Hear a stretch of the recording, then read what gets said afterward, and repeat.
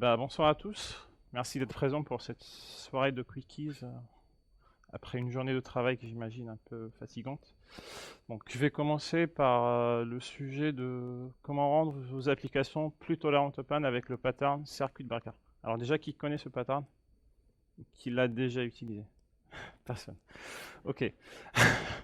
En fait, moi, je trouve que c'est un pattern qui est très intéressant. Quand j'ai découvert, c'est vraiment un pattern qui est très intéressant, qui peut nous résoudre pas mal de problèmes sur nos applications. Par contre, c'est un pattern qui n'est pas très connu, qui n'est pas très utilisé. Donc, c'est la raison qui m'a poussé à faire pas mal de présentations ce soir à Paris Jeux, à Devox aussi, sur le même sujet, pour faire un retour d'expérience, pour partager le pattern avec les gens, pour leur encourager à l'utiliser. Euh, je m'appelle Moulou Moussine, je suis consultant chez SWAT depuis à peu près moins de 3 ans. J'interviens chez Canal+ dans le cadre du projet VOD, vidéo à la demande. Donc on fait développement Scala principalement. Et donc, comme je vous ai dit, on va parler du pattern circuit breaker. Donc un circuit breaker, c'est ça. Donc vous savez tout ce que c'est un disjoncteur.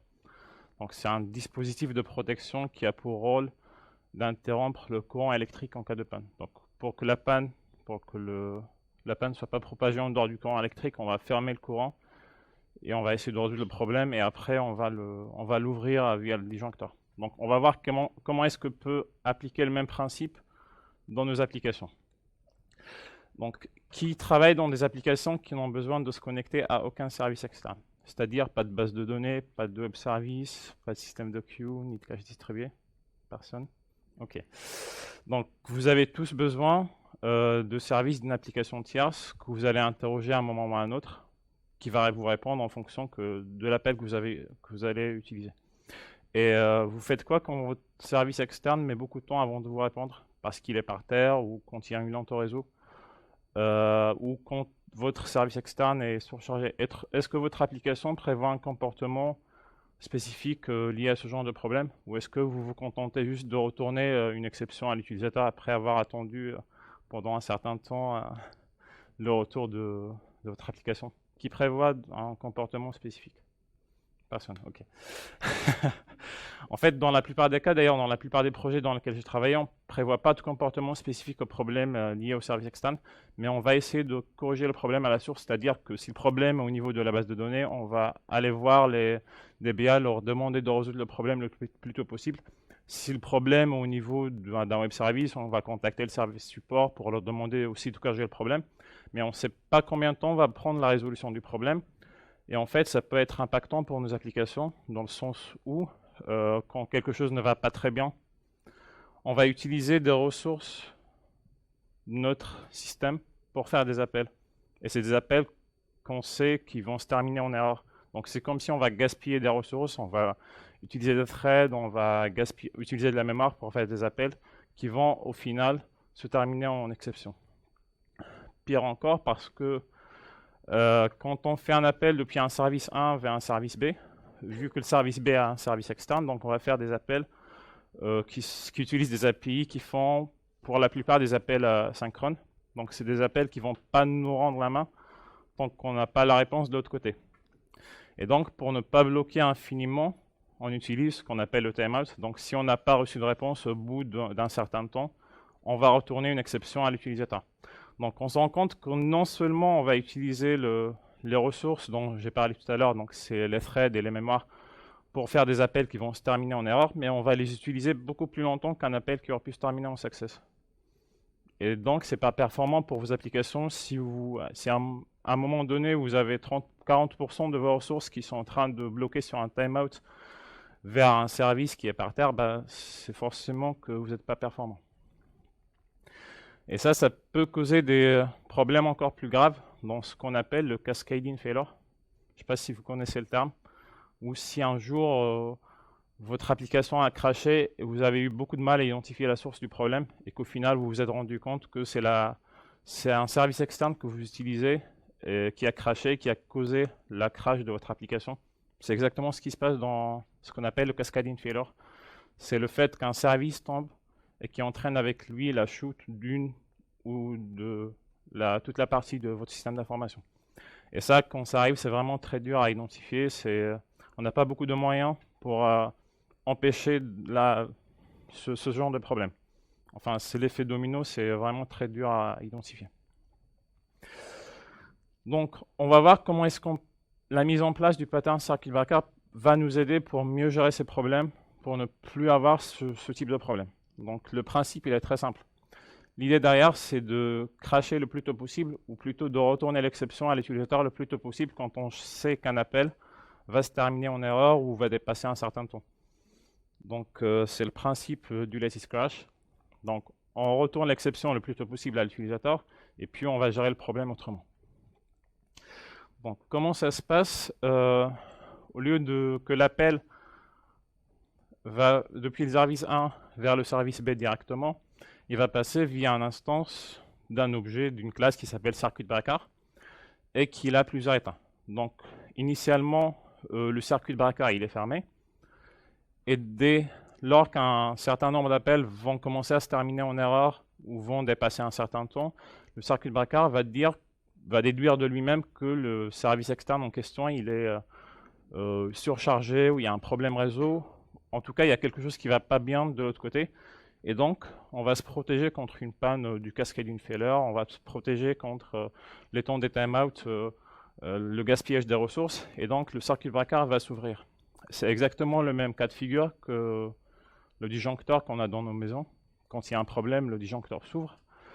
La seule différence, c'est qu'on ne veut pas que c'est nous qui vont actionner le disjoncteur, comme ce qu'on fait d'ailleurs dans nos maisons pour le fermer. On veut que c'est le circuit breaker au niveau de nos applications qui soit un peu intelligent et qui déduit lui-même que la panne a été corrigée, qui se ferme de lui-même.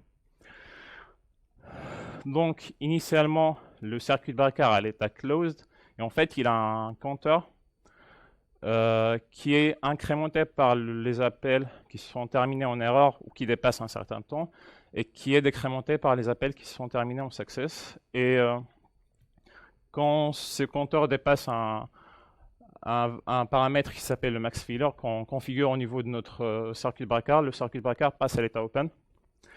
Et donc, il laisse passer, enfin, à chaque fois, quand le circuit breaker est ouvert, à chaque fois qu'on appelle le service externe, on retourne directement une exception à l'utilisateur pour ne pas bloquer avec le temps timeout, pour ne pas utiliser les ressources et les gaspiller.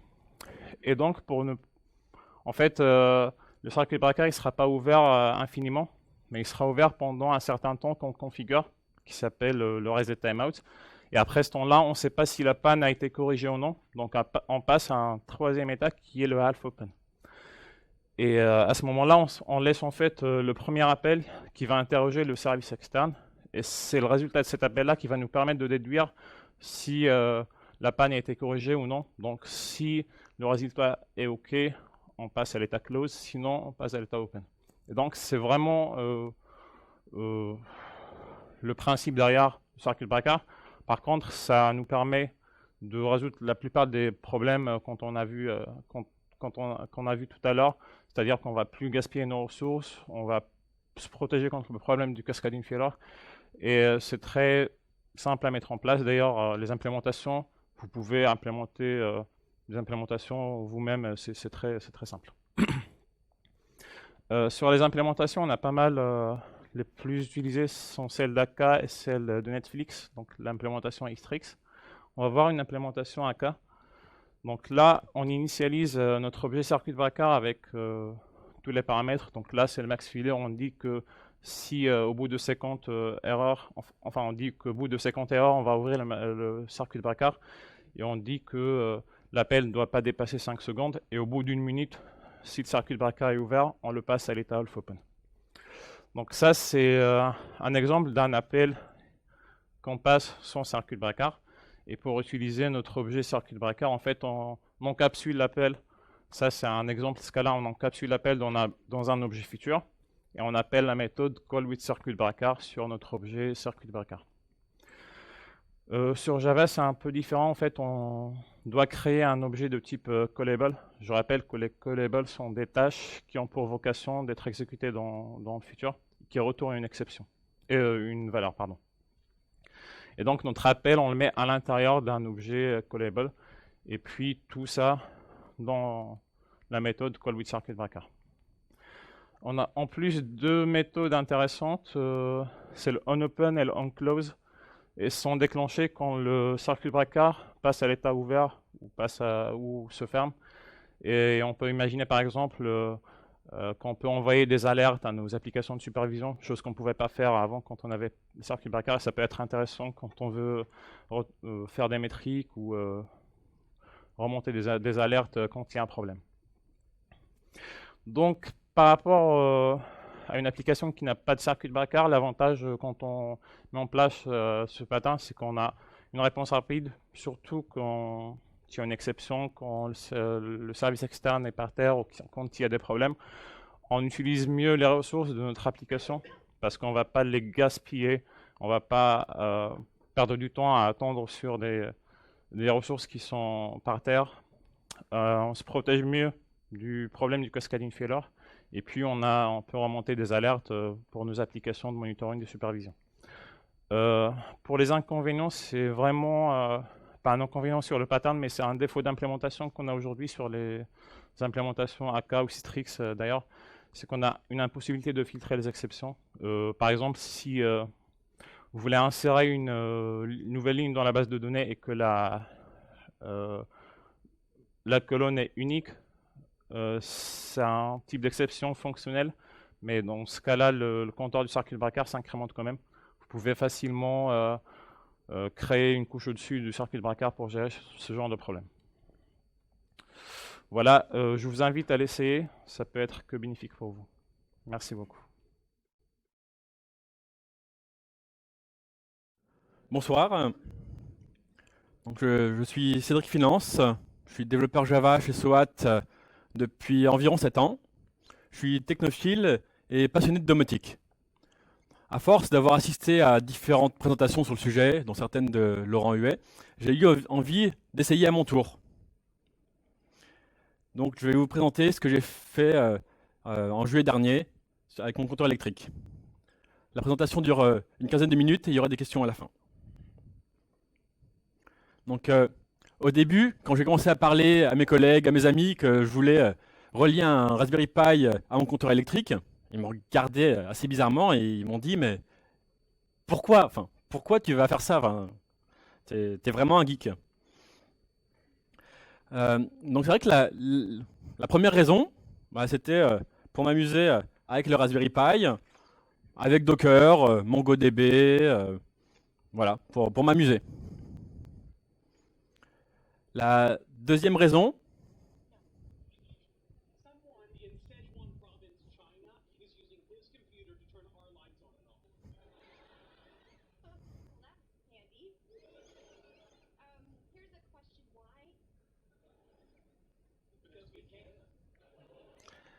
voilà, je pouvais le faire, alors pourquoi pas le faire. Et la troisième raison, c'était pour rendre tangible cette boîte noire qu'est la facture d'électricité. Parce que on a un compteur qui clignote ou un disque qui tourne, mais on reçoit juste une fois par an le récapitulatif, l'échéancier, qui nous dit bah tiens, tu as beaucoup consommé, tu vas me donner plus d'argent, ou bien tu as moins consommé et tu paieras moins l'année prochaine. Quand on a de l'eau qui coule, là c'est plus tangible, on va voir l'eau qui coule, on va l'entendre, et on va voir nos euros qui coulent dans l'évier. Pour l'électricité, on laisse un chauffage allumé, ou un appareil qui consomme beaucoup allumé, on va pas vraiment le voir, on va pas savoir qu'on consomme beaucoup.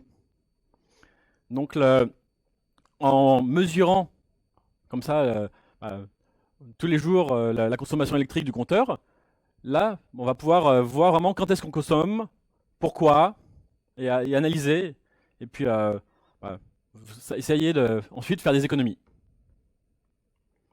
Donc la première étape, c'était se connecter au compteur électrique.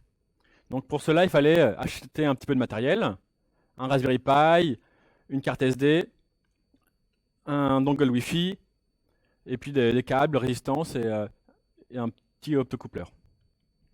Donc le coût du matériel, c'est environ 70 €, dont la moitié pour le Raspberry Pi. En une petite demi-heure, en prenant bien son temps pour être sûr de ne pas faire de conneries, on relie le Raspberry Pi au compteur électrique. La manip est totalement légale parce que la partie basse du compteur, on peut y avoir accès.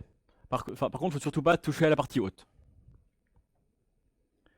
Donc, après avoir connecté mon montage, je m'étais connecté avec mon autre ordinateur au Raspberry Pi. Je vais lancer une petite commande. Et là, bon, je commence à discuter avec le Raspberry Pi. C'est pas la même langue, mais bon, déjà, il discute avec moi. Donc, ça y est, j'ai une première communication avec mon compteur électrique. Donc, deuxième étape, il va falloir stocker les données et les visualiser, commencer à voir un petit peu ce qui se passe avec ma consommation. Donc, les informations qu'on a décodées à gauche, c'est un protocole texte que le compteur électrique envoie. Il a un code, une valeur, puis un checksum. Donc, parmi les informations principales, il y a le compteur d'heure creuse en watts-heure, alors que sur le compteur électrique, on le voit en kilowattheure. Il y a l'index heure pleine, la période tarifaire en cours, l'intensité et les watts. Donc, j'ai décidé de choisir le service ThingSpeak pour rapidement stocker les données, parce que tout ce qui n'est pas stocké est perdu à tout jamais. Donc, j'ai pris ce service qui permet de stocker n'importe quoi. Il y a une API REST, on lui envoie des données, il les mémorise, et après, on peut avoir des petits graphes basiques, mais déjà utiles.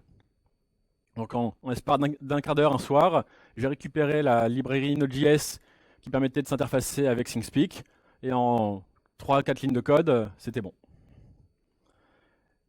J'ai donc, sur ThingSpeak, eu ces graphiques-là. À gauche, l'indice heure creuse, heure pleine pour une journée, et les watts et les ampères pour la période identique. Donc, cette deuxième étape est validée. J'ai des graphes basiques, mais je commence déjà à stocker les données, à les engranger et à visualiser un petit peu. Donc là, depuis juillet dernier, j'ai 1,4 million de valeurs, parce que je prends une mesure toutes les 15 secondes. C'est la limitation du service ThingSpeak, c'est gratuit. Par contre, on ne peut pas envoyer des données plus fréquemment qu'une fois toutes les 15 secondes. Mais c'est largement suffisant pour mon usage. En montrant ces graphes à des collègues, à des amis, je me suis aperçu rapidement que en pleine journée, je passais de quasiment pas de consommation à 3-4 kW pendant une demi-heure. Et ça se répétait plusieurs fois dans la journée. Donc, n'ayant personne à la maison, je me demandais ce qu'ils pouvaient consommer. Bon, il n'y a pas beaucoup d'appareils qui peuvent faire ça dans une maison, enfin, un frigo, un chauffage, un chauffe-eau. Donc, j'ai commencé à soupçonner fortement le chauffe-eau.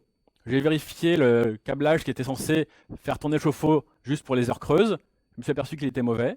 Donc là, le week-end, j'ai acheté ce qu'il me fallait en outils électriques. J'ai tout coupé, j'ai tout refait. Et maintenant, le chauffe-eau ne se déclenche que la nuit. Donc je commence déjà à faire des économies. Donc pour aller plus loin, parce que là, avec ThingSpeak, j'avais des graphes basiques. Mais je veux quand même analyser les données, pouvoir comparer d'un mois à l'autre, pouvoir vraiment jouer avec ces données-là. Donc, au lieu d'utiliser ThingSpeak, j'ai fait mon système où j'envoie les données avec le Raspberry Pi, je les envoie un serveur ActiveMQ qui va ensuite stocker ça dans MongoDB et afficher les données dans une page web.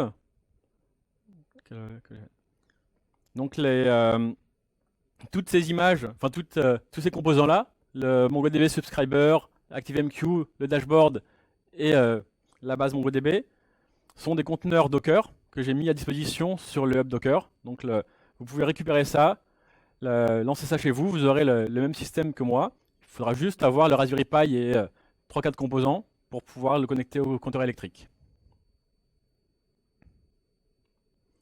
Donc voici le dashboard. Dans la partie gauche, il y a les informations live avec la période tarifaire en cours, les indices heure creuse, heure pleine, la consommation. Et à droite, des graphes des données venant de MongoDB. Donc, pour la suite, je voudrais pouvoir avoir des graphes par jour, mois, semaine, pouvoir comparer, savoir si par rapport à l'année dernière, est-ce que j'ai consommé plus ou moins par rapport au mois dernier. Aussi faire du monitoring, savoir si tout mon système tourne ou s'il y a un composant qui a lâché et du coup plus rien ne fonctionne. Je voudrais aussi interpoler les données, parce que quand le Raspberry Pi arrête d'envoyer des données, qu'il y a un problème sur ThingSpeak ou de connexion Internet, du coup je vais avoir des trous dans mes données, donc je vais pouvoir interpoler ces données pour avoir des graphes qui ressemblent à quelque chose et non pas un creux pendant quelques heures et tout d'un coup une consommation énorme parce que j'ai de nouveau des valeurs. À partir de ça, je peux également calculer le coût, savoir que depuis le début de l'année, j'en suis à tant de consommation, est-ce que j'ai consommé plus ou pas. Et comme ça, quand je reçois l'échéancier d'EDF, ils me diront, voilà, tu as consommé tant, bon, tu vas payer ce montant-là, je le saurai déjà, en fait. Il y a aussi l'utilisation de Docker Compose pour pouvoir ordonnancer tous ces petits composants. Là, actuellement, je les lance manuellement, mais avec Docker Compose, je voudrais avoir en une seule commande, lancer tout ça. Et finalement, le Raspberry Pi, ça m'a permis de très rapidement mesurer la consommation de mon compteur électrique, mais j'ai eu connaissance d'un nouveau système qui est le Spark Photon, qui est ce petit appareil-là, qui est un microcontrôleur avec une puce Wi-Fi, un port série aussi d'inclus. Donc je pourrais le connecter à la place du Raspberry Pi sur mon compteur électrique et j'aurais un système qui serait tout petit, indépendant et même intégré à mon compteur électrique. Donc ça, c'est du travail en cours. Et maintenant, je vais faire une toute petite démo.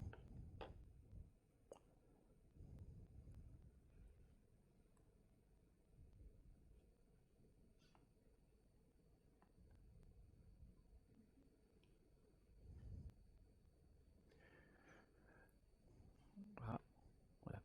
Donc là, c'est l'interface de ThingSpeak où on voit les graphes que j'ai réalisés.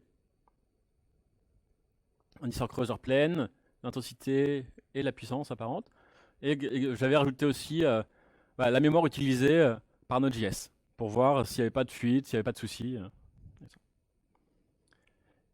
Et la partie que j'ai faite, il y a un petit problème avec la résolution, mais où on voit les données qui se mettent à jour automatiquement à gauche et ces données-là que j'ai générées depuis le début de la soirée. En fait, toutes les 10 secondes, j'alterne entre heure creuseur pleine et je génère des données aléatoirement, histoire d'avoir quelque chose qui bouge rapidement.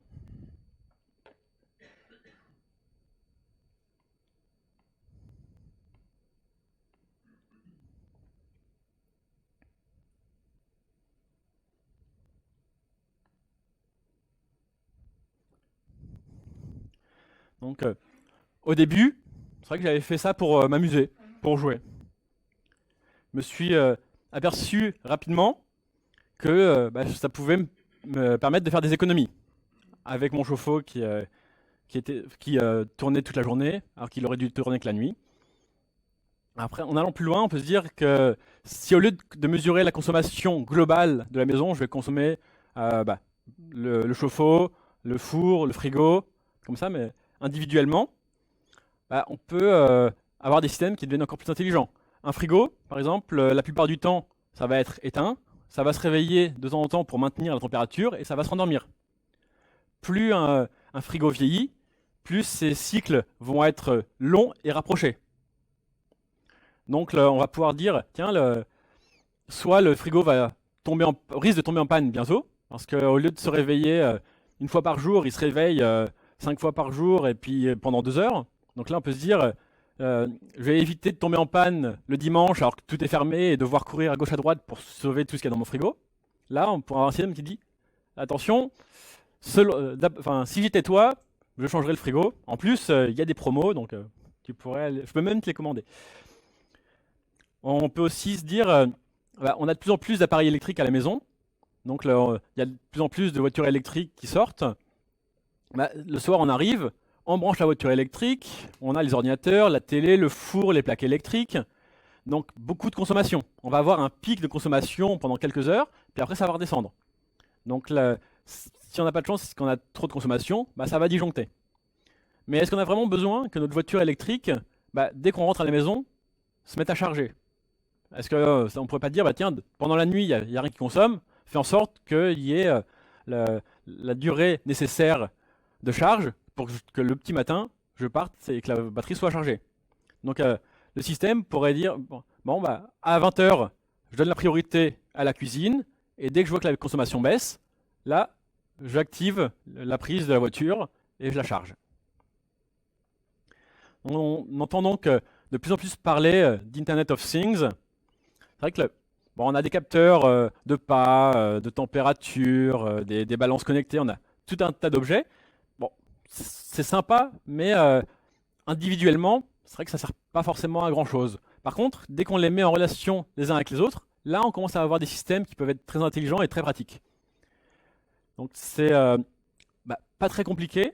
Là, pour ce système-là, bon voilà, une demi-heure pour connecter au compteur, un quart d'heure, une demi-heure pour le code, et c'était bon. Donc je vous encourage vraiment à essayer, c'est sympa, et c'est pas compliqué. Donc si vous avez des questions.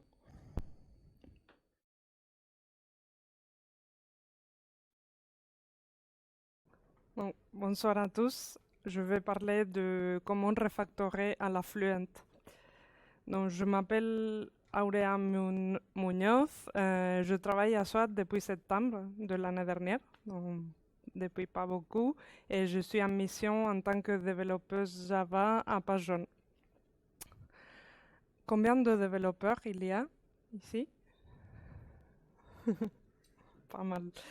Donc, dans ma mission précédente, j'ai retrouvé une méthode avec ce nom. Check validity for product and create order or a return order. Combien d'entre vous avez déjà trouvé une méthode comme ça? Donc, même si cette méthode a un nom très descriptif de ce qu'elle fait, je me suis posé la question de si elle fait mon code plus facile à lire et si elle facilite vraiment la vie à un développeur qui arrive nouveau dans le projet.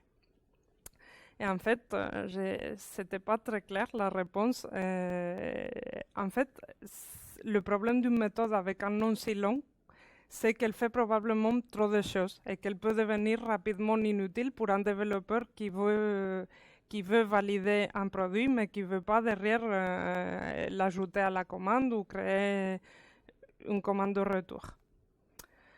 La première chose qu'on envisage de faire si on compte refactorer un code comme ça, c'est suivre le principe de simple responsabilité et créer 3 méthodes distinctes, une par action. Dans ce cas, c'est 3 méthodes, une pour valider le produit, une pour ajouter le produit à la commande et une autre pour créer le retour.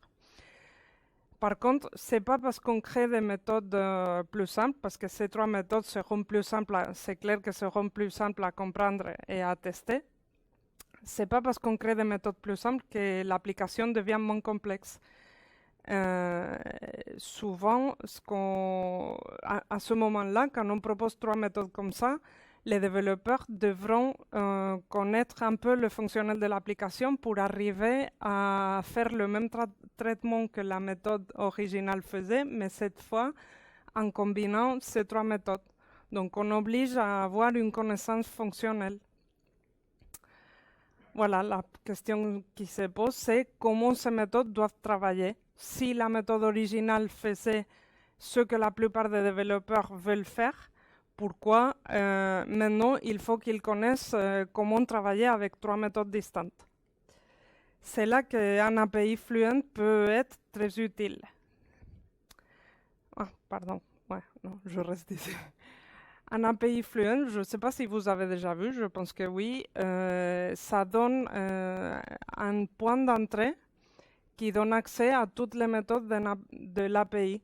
Ça se construit avec l'enchaînement de méthodes qui retournent à chaque fois un objet permettant l'accès aux actions d'après. Voilà, dans le cas, ça serait comme ça. On aurait un objet Sales Manager qui nous donnerait accès à tester la validité et ensuite on pourrait ajouter ou créer le retour. Voilà. Comme ça, le code devient déjà plus lisible et ça permet d'aborder la complexité fonctionnelle de l'application d'une manière plus facile et de ne pas introduire des bugs quand on développe de nouvelles fonctionnalités parce que ici, on ne pourra jamais oublier tester la validité du produit parce qu'il faut passer par cette méthode pour accéder aux fonctionnalités d'après. Le code derrière, voilà. On crée une classe qui propose une seule méthode. Il faut choisir l'objet de retour en fonction de ce qu'on a besoin pour continuer à implémenter le traitement de la manière plus fluide possible. Donc, dans ce cas-là, dans la classe Sales Manager, on aurait une seule méthode et ensuite, on aurait une autre classe avec les autres méthodes, quoi. Il faut noter aussi que la construction d'un API Fluent, déjà, c'est pas quelque chose de simple. Normalement, c'est plus simple d'écrire une API traditionnelle avec des constructeurs et des setters et getters. Mais le fait de faire une API Fluent, ça va prendre plus de temps, mais après l'utilisation sera plus facile pour un développeur. Il faut aussi voir que les API Fluent, des fois, ne respectent pas des conventions comme quoi, par exemple, les méthodes qui modifient un objet, normalement, c'est des méthodes void. Dans ce cas-là, il faut retourner un objet pour donner accès aux actions d'après. Les API Fluent sont pas mal utilisés aussi pour faire de la configuration. Dans mon projet, on utilisait Spring Batch pour le lancement de jobs en batch. Et du coup, ici, je vous montre un petit diagramme avec les actions qu'on faisait dans l'exemple et comment ça serait configuré si on voudrait le faire avec Spring Batch. On commence avec une méthode start, on set quelle méthode va commencer le traitement et après, en fonction du résultat de la méthode, on peut passer aux étapes suivantes, quoi. Et un autre exemple qui est pas mal et qui reprend pas mal de Fluent API, c'est Java 8. Dans ce cas, je vous montre un exemple avec des streams. Si on veut d'une liste de plats ressortir les plats qui sont végétariens, par exemple, on le ferait à la Fluent aussi. D'abord, on filtre en fonction du résultat renvoyé par la méthode isVegetarian et après, on réduit ça dans une liste. Voilà. Quelques exemples des API Fluent. Le Builder Pattern, déjà, ça nous sert à construire une API Fluent. Fluentenium, qui est un framework qui aide à l'écriture de tests avec Selenium. Assergy, que je pense que tout le monde qui travaille sur Java connaît parce que ça sert à faire des assertions dans les tests unitaires. Et un exemple qui est pas mal avec Java 8, vous pouvez retrouver là, c'est une API Fluent qui travaille pas mal les streams.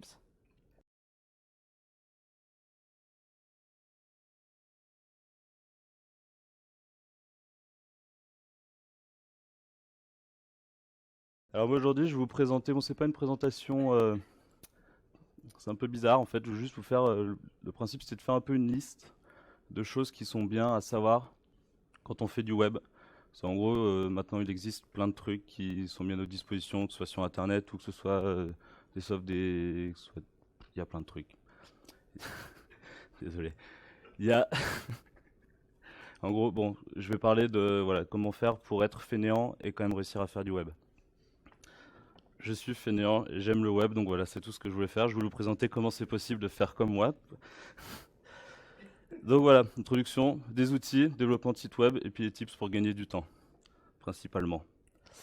Donc avant de commencer, c'est bien avant de commencer de faire un site web, je trouve que c'est pas mal de faire des mock-ups, c'est important. J'en ai cité quelques-uns. Balsamiq, c'est pas mal même si c'est écrit en Flash, sauf que ça permet pas de faire des transitions, même si c'est quand même pas mal. Origami qui vient de sortir aussi, qui est pas mal. C'est Facebook qui a sorti ça, c'est vachement bien pour pouvoir faire des mock-ups d'applications mobiles. Il y a toutes les transitions, tous les doigtés sont possibles, donc c'est vraiment hyper cool. UXPin qui est bien, qui lui est écrit en JavaScript, HTML5. Celui-là, je conseille un peu tout le monde qui veut faire des mock-ups. C'est vraiment un bel outil. C'est bien fait, c'est super simple d'utilisation. Ensuite, avant de commencer, choisir son IDE. Moi, principalement, j'utilise WebStorm. Bon, après, il y a des licences à payer. C'est quasiment, c'est, je sais pas, à peu près 80 euros au premier achat, ensuite environ 50 euros par an pour les nouvelles releases. C'est bien, c'est super complet. Tout est là. Tout le support pour Angular, pour Node, il y a le debugger est fantastique. Sublime Text aussi, moi j'aime bien, j'utilise assez régulièrement aussi, mais qui est aussi payant. C'est aussi un bon outil pour plus des petites applications. WebStorm, le problème c'est que si on veut faire du PHP, du Java, le support n'est pas là. Donc c'est pas hyper pratique, il faut passer sur IntelliJ ou PHP Storm ou tous les autres qu'ils peuvent avoir dans leur panel. Dans les gratuits, moi j'utilise pas mal Bracket aussi, que je trouve vraiment bien. Il y a plein de... L'autocomplétion est vraiment bien. En fait, on peut construire un peu ce qu'on veut avec Bracket. Il n'y a pas plein de trucs qui nous serviraient pas forcément. Donc en fait, on rajoute des extensions au fur et à mesure. C'est extrêmement pratique. Moi, je recommande vivement Bracket parce qu'il est gratuit. Et il est bien documenté. Il y a les nouvelles versions sont de mieux en mieux. Quand on fait de l'intégration aussi, il y a le nouveau, je ne sais pas si vous êtes au courant, que Adobe a fait un truc qui s'appelle Projet Parfait, ce qui permet d'importer des PSD et en fait de pouvoir en déduire déjà tout. En fait, on peut exporter des CSS directement des PSD avec les espacements, toutes les polices, tous les espacements entre les blocs. Et ça, c'est intégré dans Bracket si vous le téléchargez avec. C'est vraiment bien. Nuclid, c'est le dernier IDE de Facebook qui est basé sur Atom de GitHub. Je ne l'ai pas encore vraiment testé, mais j'en entends que du bien. C'est surtout pour faire du React, pour ceux qui connaissent. Et surtout, un des tout derniers qui est sorti, c'est Visual Studio Code. Oui, maintenant, Microsoft fait des trucs gratuits sur toutes les plateformes, donc faut en profiter. C'est assez bien foutu aussi. Pas encore bien testé, mais j'ai eu l'occasion de l'essayer et ça vaut vraiment le coup. Ensuite, je vous proposais donc quelques frameworks. C'est bien de commencer avec des frameworks. Faut pas se prendre la tête pour tout réinventer. Ça a déjà été fait avant vous. Bootstrap, c'est le plus connu. Le problème, moi, que je trouve avec Bootstrap, c'est qu'on n'a pas trop la main sur ces CSS, même si c'est bien customisable. Foundation, je trouve, qui est bien mieux, qui est beaucoup mieux pour justement la customisation et pour les overrides de tous les styles qu'il y a de base.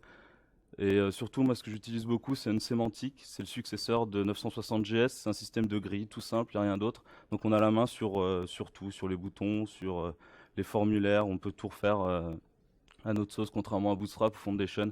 Parce que moi, je trouve que Bootstrap, c'est trop utilisé. On le voit tout le temps maintenant sur Internet. C'est tout le temps les mêmes boutons, tout le temps les mêmes formulaires. Et voilà, c'est bien de pouvoir voir d'autres choses. Ensuite, surtout en HTML, moi, un de mes préférés, c'est Emmet. Je peux vous faire un petit démo rapidement. C'est vraiment c'est extrêmement pratique quand on veut faire de l'HTML, par exemple. Ah, vous voyez, ouais, cool.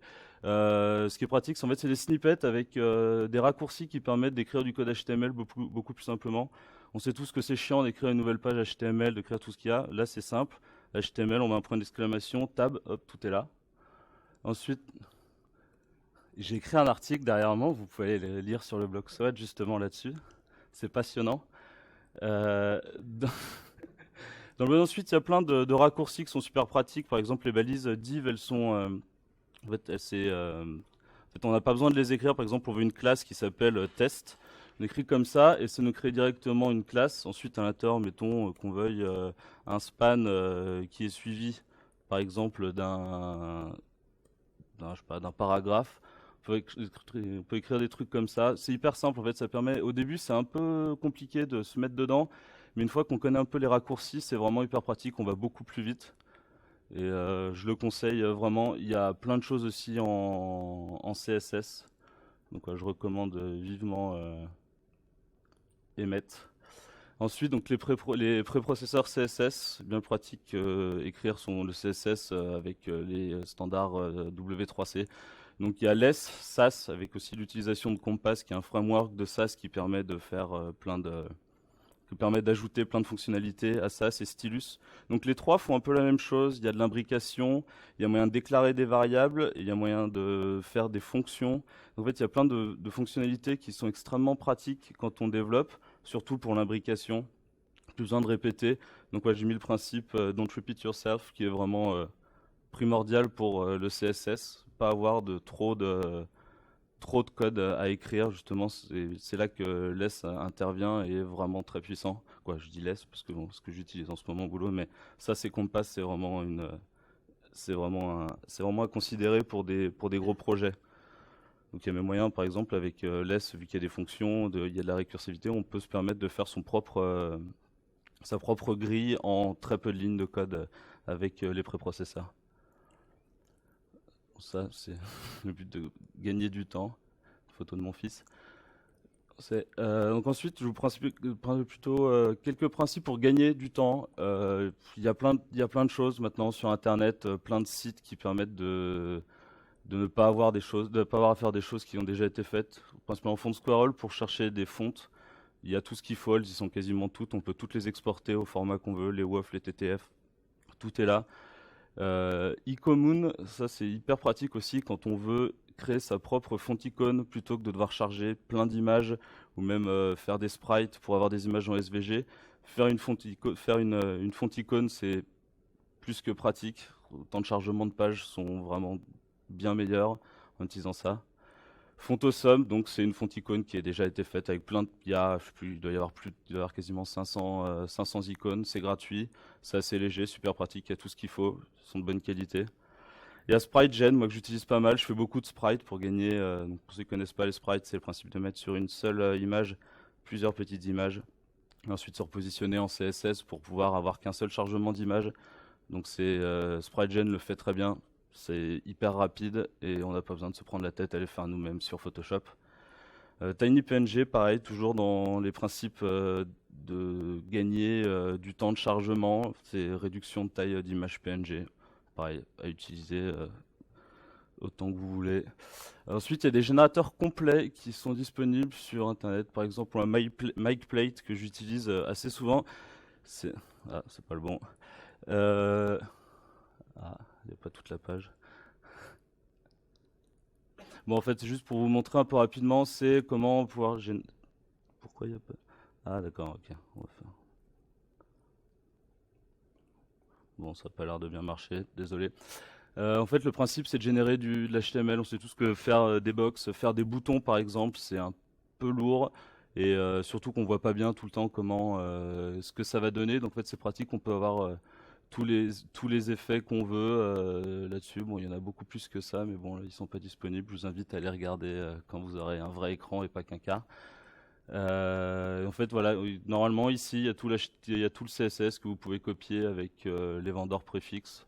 Pareil, pas perdre du temps à faire justement des boutons, des trucs comme ça, tout seul. Il y a des outils qui permettent de le faire. C'est bien plus simple et c'est bien plus rapide. Enjoy CSS fait plus ou moins la même chose, c'est peut-être un peu plus puissant, il y a peut-être plus d'options. Ici j'ai mis triangle et flèche, ça peut paraître super bête mais c'est toujours un peu pareil, c'est le même principe, c'est faire par exemple des triangles en CSS, ça sert à rien d'utiliser des images quand on veut faire des triangles, on peut très bien le faire en CSS. Après il faut juste savoir comment ça marche, mais bon une fois qu'on a ce genre d'outils, c'est tellement plus simple de pouvoir exporter son CSS et pouvoir faire ça toutes les tailles qu'on veut.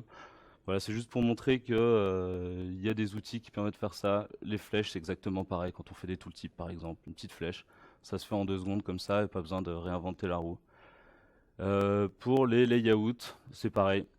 Vous voulez faire une nouvelle page web, vous avez besoin d'une sidebar, un truc comme ça. Vous allez là-dessus, vous dites ce que vous voulez, à quel endroit, ça fait tout. Ça vous exporte HTML, c'est bien fait, ce code n'est pas trop dégueu.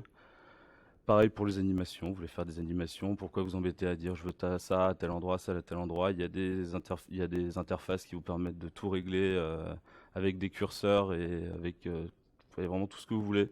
pareil, je vous invite à vraiment tout le temps, quoi, le plus souvent utiliser ça, vous allez gagner beaucoup de temps et en général c'est de qualité.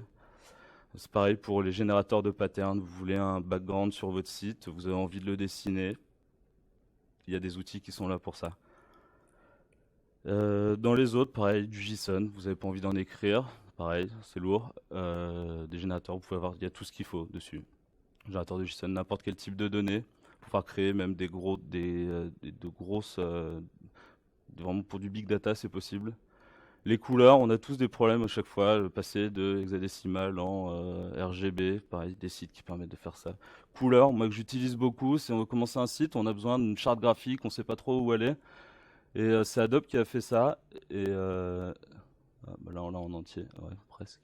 Et donc en gros, c'est voilà, en fait, avec certaines règles de couleur, vous pouvez récupérer, on peut voir ce que ça peut donner.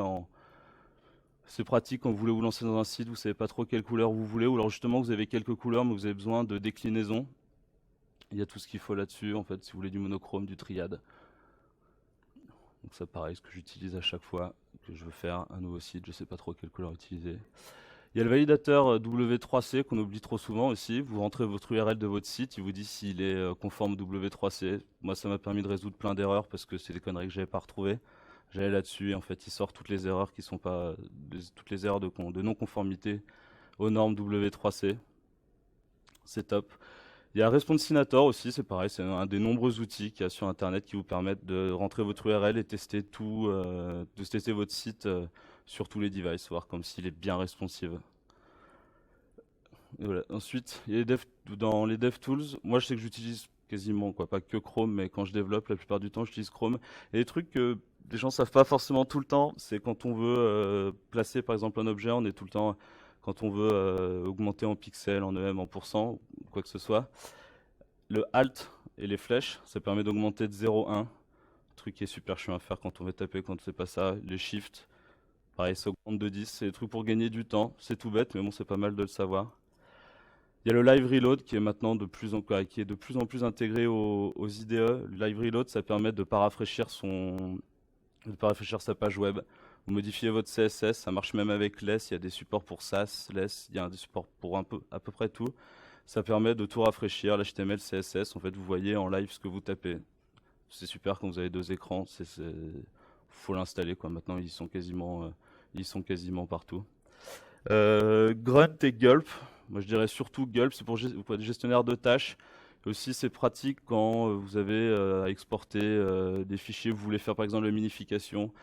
Quand vous avez fini un projet, vous voulez faire un package pour faire la minification automatiquement de tous vos fichiers. L'autopréfixeur qui est super, vous dites je veux que tous les navigateurs qui sont supportés soient par exemple tous les navigateurs qui correspondent aux 5% aux 95% les plus utilisés, ou 50% comme vous voulez. Et ça vous met tous les préfixes en CSS. Et bien entendu HTML5 please, savoir pour les probabilités, pour le cross-browser. Allez voir si ça marche, si vous voulez utiliser par exemple des animations, est-ce que ça va marcher sur IE8. Vous allez voir, et ensuite, si ça marche pas, ils proposent des polyfills, donc c'est ce qui permettent de pallier justement au problème de navigateur.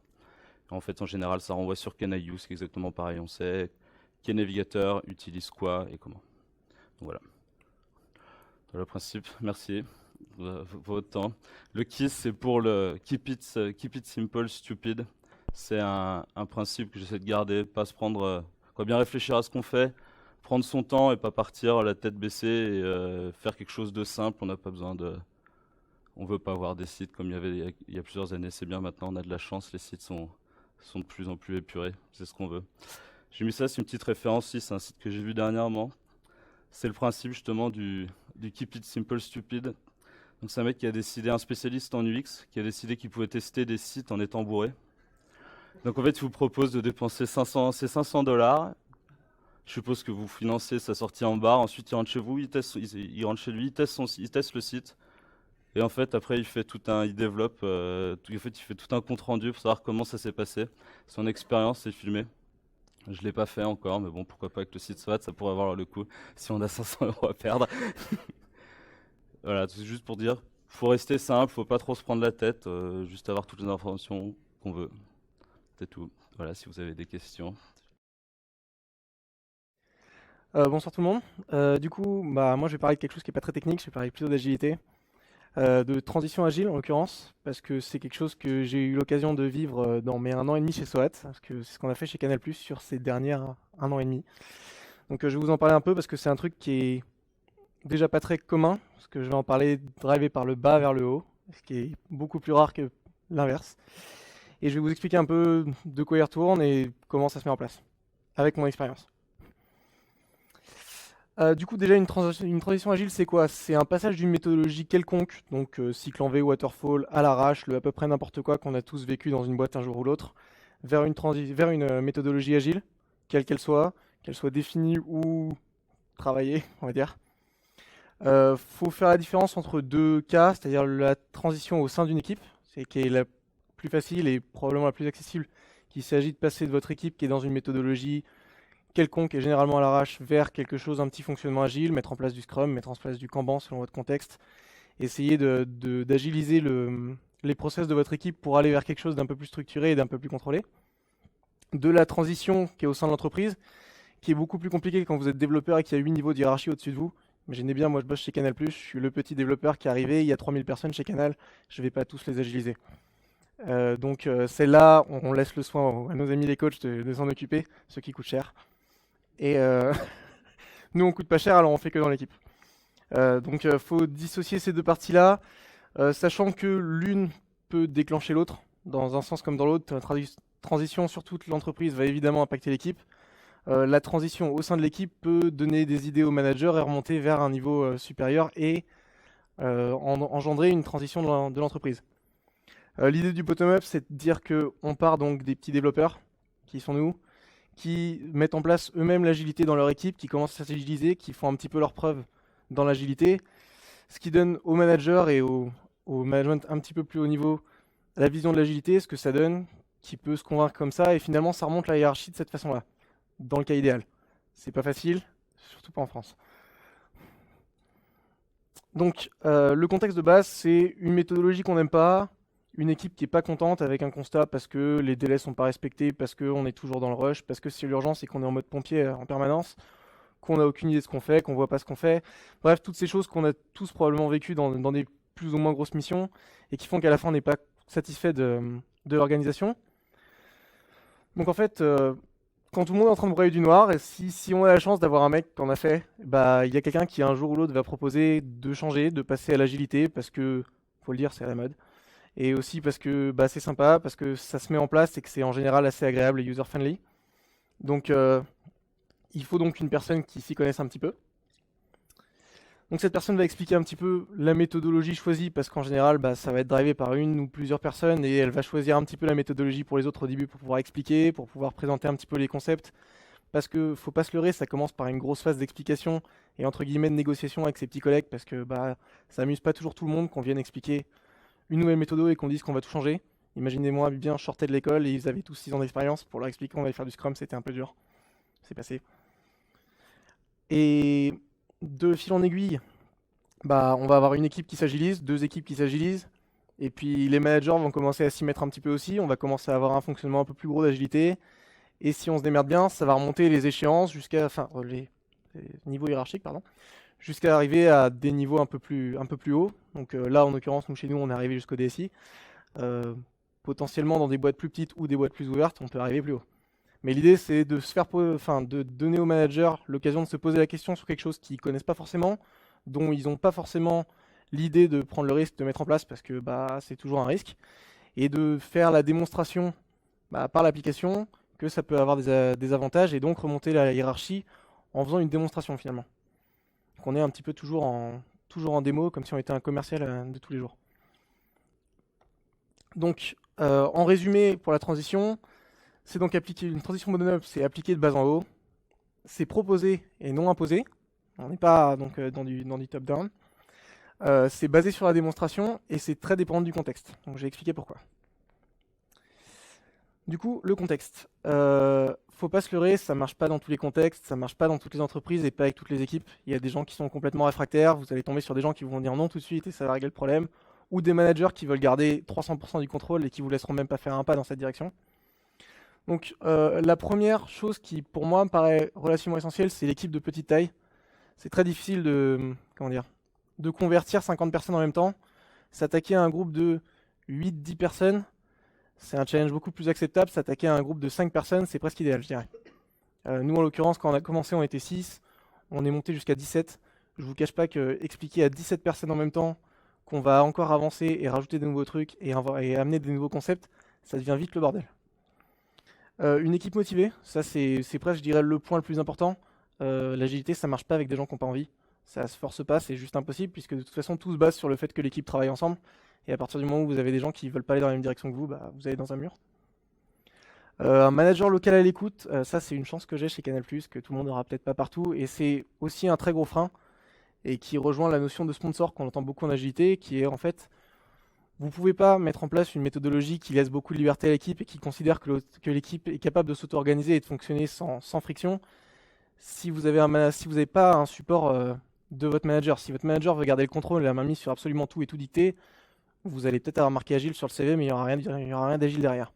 Donc le premier vrai obstacle, c'est d'avoir un manager qui est à l'écoute, qui va vous laisser présenter le sujet, en l'occurrence parce qu'il ne le connaît pas forcément, qui va vous écouter, qui va vous laisser l'occasion de faire la démonstration de ce que ça vaut, et qui va aussi vous laisser un petit peu plus de liberté que ce que vous donnerait un manager de cycle en V par exemple. Une équipe physiquement proche, ça c'est vrai pour à peu près toutes les méthodologies agiles, qu'on soit en transition bottom-up, top-down ou à peu près n'importe où. L'agilité ça existe en offshore, mais à peu près tous d'accord que quand on est à côté, ça marche quand même vachement mieux. Et donc en l'occurrence, si on veut essayer de convertir les gens, leur expliquer les choses, au début c'est compliqué, ça demande beaucoup d'explications, de répéter 20 fois les mêmes trucs, d'aller voir une personne pour lui expliquer que en fait un DSM c'est pas le but de raconter ce qu'on a vu sur le Bon Coin hier soir. Et donc il y a beaucoup d'interactions au début qui sont très proches, et donc il faut être physiquement à côté des gens. Et le dernier, je dirais que c'est indispensable, il faut une personne expérimentée. Sinon, ça va peut-être marcher, ça peut marcher avec des gens qui sont tous très bons et tous très motivés et des super tutoriels sur internet, des infos sur l'agilité, il y en a plein. Maintenant, avoir une personne qui connaît la méthode, qui est capable d'aller chercher les infos, qui est capable d'amener des nouveaux éléments et dans le bon ordre, ça permet de fluidifier un petit peu le process et surtout de rendre la transition un peu plus sexy, autant pour l'équipe que pour les managers. L'approche à adopter, d'abord l'humilité. Faut pas rêver, déjà on est en France, donc tout le monde a un ego surdimensionné. Donc si vous arrivez et que vous dites qu'on fait c'est de la merde, on va faire un truc c'est génial, vous allez vous prendre une porte. Ça marchera pas, que vous ayez 6 ans d'expérience, 10 ans d'expérience ou 6 mois, ça fait à peu près la même chose. Si le manager est pas de votre avis et que vous êtes arrivé avec vos gros sabots, vous allez vous faire jeter. Si dans l'équipe il y a une personne qui est réfractaire, vous arrivez avec vos gros sabots, vous allez vous faire jeter. À peu près dans tous les cas, si vous arrivez en étant persuadé que votre truc va marcher et que vous êtes le roi du monde, ça marche pas. Ça marche pas sans pouvoir, et en l'occurrence ça part avec 0 pouvoir. Donc l'idée c'est d'arriver et de présenter les choses, vraiment de les proposer, de dire voilà, on va faire de l'agilité, on pourrait faire de l'agilité, ça se décline un petit peu comme ça, les avantages ce serait ça, nous ça nous permettrait de faire ça. Et donc tout présenter de sorte à ce que les gens aient envie d'y aller et pas en leur disant on va faire ça. Ça marchera pas. Le changement doit être progressif. Il y a des méthodologies qu'on considère révolutionnaires comme Scrum, où on casse tout et on met Scrum. Faut pas rêver en bottom-up, ça marche pas. Faut y aller tout doucement, plutôt en style Kanban, de dire on prend l'existant et on résout les problèmes les uns après les autres. Un petit peu en cycle itératif, mais j'en parle après. Et surtout, le plus important, je dirais, c'est de mettre en avant ce qu'on appelle le ROI, donc le retour sur investissement. Parce que déjà, il y a un manager qui prend un risque en vous laissant l'occasion de faire cette transition. Il y a une équipe qui va peut-être devoir s'investir un petit peu plus pour mettre en place une nouvelle méthodologie, qui va devoir s'investir un peu plus pour comprendre ce que vous faites, qui va pas forcément être à 300% au début parce qu'elle n'a pas bien compris les concepts. Et donc, il faut bien mettre en avant ce que ça va apporter et donc mettre en avant ce qui va apporter le plus dès le début. De dire on va faire ça, ce qui va coûter le moins cher, ce qui va apporter le plus, parce que l'équipe doit être motivée et le manager doit vous laisser le faire. Donc l'idée c'est d'arriver à un accord avec le manager, que tout le monde soit d'accord, et même quand je dis avec le manager, c'est avec le manager, avec l'équipe, avec à peu près toutes les parties prenantes. Il faut pas qu'il y ait de friction et d'imposition, je reste sur mon truc du début, il faut que ce soit proposé et pas imposé. Par quoi commencer? Donc ce que je disais, prioriser le ROI. Donc, faut se mettre à la place du manager. Il y a des trucs que vous allez vouloir imposer au début en disant on va faire un sprint. Le manager, vous allez faire un sprint, pour lui ça veut rien dire du tout, ça lui apporte rien du tout. Il se dit ouais, enfin super, moi tous les jours les mecs ils doivent être là, ils sont là de 8 à 19 et puis à la fin ils pompent des trucs et puis ok, sauf que pour l'équipe ça permet d'avoir une petite idée de ce qu'elle fait, ça permet de s'engager sur un temps. Et donc il faut pas forcément rester dans son rôle de développeur, Scrum Master, n'importe quoi qui est dans l'équipe et extrapoler un peu le truc et se dire ok, si j'étais pas dans mon équipe et que j'étais ailleurs, comment je verrais ça et qu'est-ce que ça m'apporterait à moi. Et donc il faut penser que le manager aussi, il doit en tirer quelque chose. Et donc il faut au début mettre en avant les éléments les plus importants pour lui comme pour vous. Pour vous donner une idée, nous chez Canal+, le premier truc qu'on a mis en place, ça coûte 0, on a mis un taskboard. On n'a rien fait de plus que mettre en visuel tout ce qu'on faisait. On a laissé les trucs dégueulasses où on avait tout imposé, on avait un backlog de 800 km et on n'avait aucune prise dessus et on savait pas quand est-ce qu'il se vidait. Mais au moins on savait ce qu'on faisait, on savait ce que faisait le petit gars à côté. Et le manager lui aussi voyait les tâches avancées, il savait où ça en était, il n'était pas obligé d'attendre ses 2 semaines et demie pour avoir son point quotidien.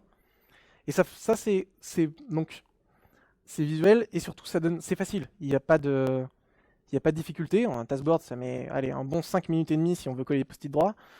Et derrière, ça apporte de la visibilité au manager, de la visibilité à l'équipe, de la communication dans l'équipe, un support pour savoir un peu ce que tout le monde fait, du suivi, ça apporte beaucoup à tout le monde pour vraiment pas beaucoup.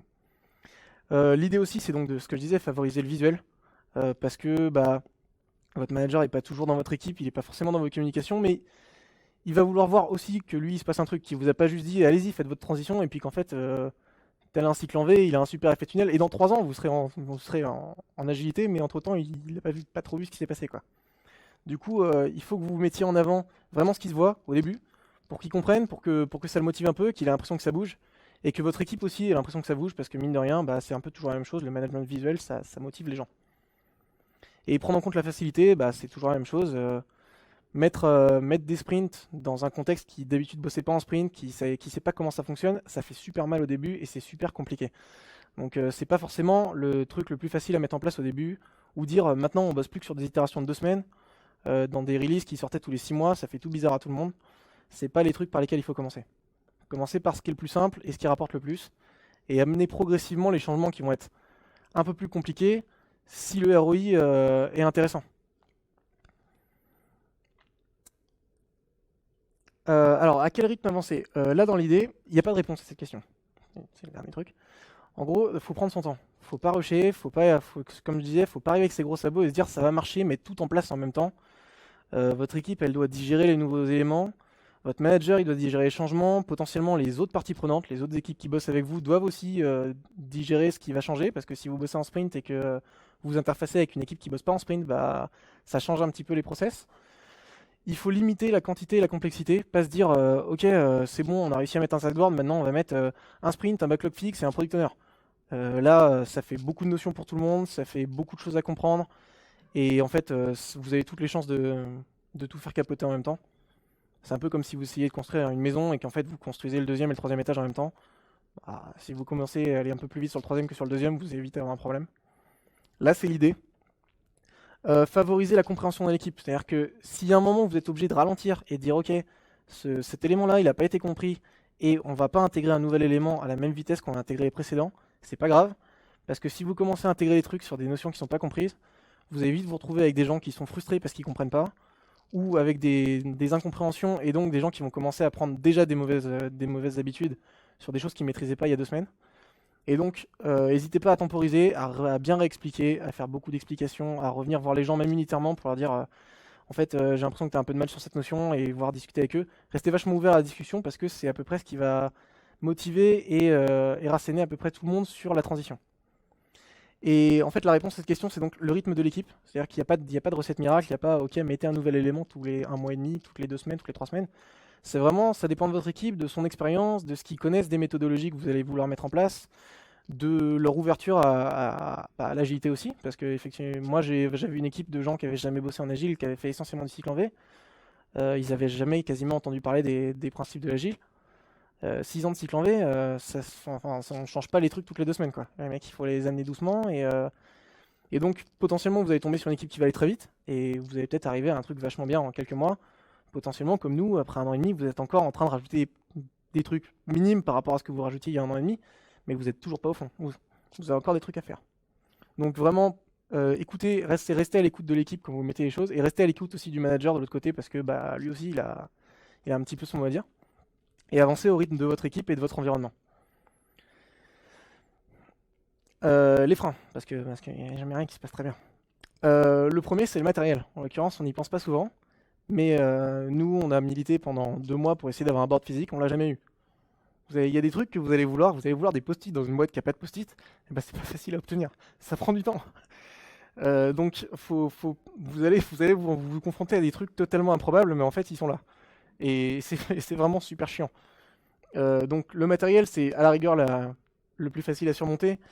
Le manque de temps, c'est super chronophage de faire une transition en ayant notre boulot à côté. Quand vous êtes développeur, on a tous bossé avec un manager qui a envie que ça avance, et sur un contexte où ça bouge un peu, on vous staff à fond ou au maximum à fond. Et bah, s'il faut choper en plus tout le temps pour expliquer aux gens, c'est-à-dire qu'il faut mobiliser toute l'équipe pour expliquer, que derrière vous devez aller faire les petits points chirurgicaux pour aller expliquer à la personne qui n'a pas bien compris, aller faire les modifs, aller négocier pour avoir des post-it et un tableau, aller expliquer au manager parce qu'il n'a rien bité et qu'il pense que le DSM c'est pour fliquer les gens. Toutes ces choses-là, bah, en fait, ça prend vachement de temps. Et donc, vous allez peut-être potentiellement vous rendre compte que le rythme auquel vous voulez avancer, il n'est pas faisable dans le temps qui vous est imparti. Et donc, bah, il va falloir prendre sur soi et faire au rythme que vous pouvez avoir. Mais c'est un des, comment dire, c'est un des éléments les plus importants. Et moi, je le vois encore maintenant. Il y a des semaines où je passe plus de 60% de mon temps à faire des trucs qui concernent la méthodo et pas du tout faire mon boulot de dev. Parce que j'ai pas le temps. L'organisation globale, ça c'est super important aussi. C'est-à-dire que ce que je vous disais, c'est mettre de l'agilité dans quelque chose qui n'est pas agile à la base, qui n'est pas prévu, qui connaît pas. Ça se fait pas comme ça. Il faut penser que votre équipe, elle est pas toute seule. Enfin, peut-être qu'elle est toute seule sur son île déserte, mais en général, on s'interface avec. Si on fait du cœur, on s'interface avec une IHM, avec un bus, avec des DBA. On s'interface avec plein de monde et changer de méthodologie chez soi, c'est faisable. Mais il faut penser que peut-être ça va grossir et qu'à un moment ou un autre, va falloir interagir avec d'autres équipes qui vont avoir aussi des contraintes. Et le dernier, bon alors ça c'est ma touche perso, mais j'ai un truc contre la France, c'est la mentalité française. On est pas mal en retard sur à peu près tout ce qui touche à la méthodologie, mais surtout en France on n'aime pas beaucoup le changement. Mais je suis français aussi, hein, vous en faites pas, moi non plus. Et donc en fait, apporter un changement en général ça fait flipper tout le monde. En plus, en France, on aime beaucoup dire qu'on est agile, surtout quand on l'est pas. Du coup, les gens vont être super contents quand vous allez dire agile, ça va faire un truc de plus à rajouter sur les propals de boulot, mais si possible, si vous pouvez ne pas le faire quand même, ce serait bien. Et donc, faut pas oublier que selon les clients que vous allez avoir, vous allez potentiellement avoir des gens très très réfractaires, et donc il va falloir vraiment y aller avec des grosses pincettes. Donc, récapitulatif. Pour faire une transition agile bottom-up, il vous faut un contexte favorable, un rythme adapté, donc, comme je vous ai dit, on suit l'équipe et on n'essaye pas de courir tout droit devant. Une expérience suffisante, donc ça c'est sauf si vous êtes dans une équipe de génie et que tout le monde est super motivé. Une équipe motivée, ça c'est incontournable, et surtout vachement de patience. Moi je suis super mauvais là-dessus, je suis en train de devenir vachement bon.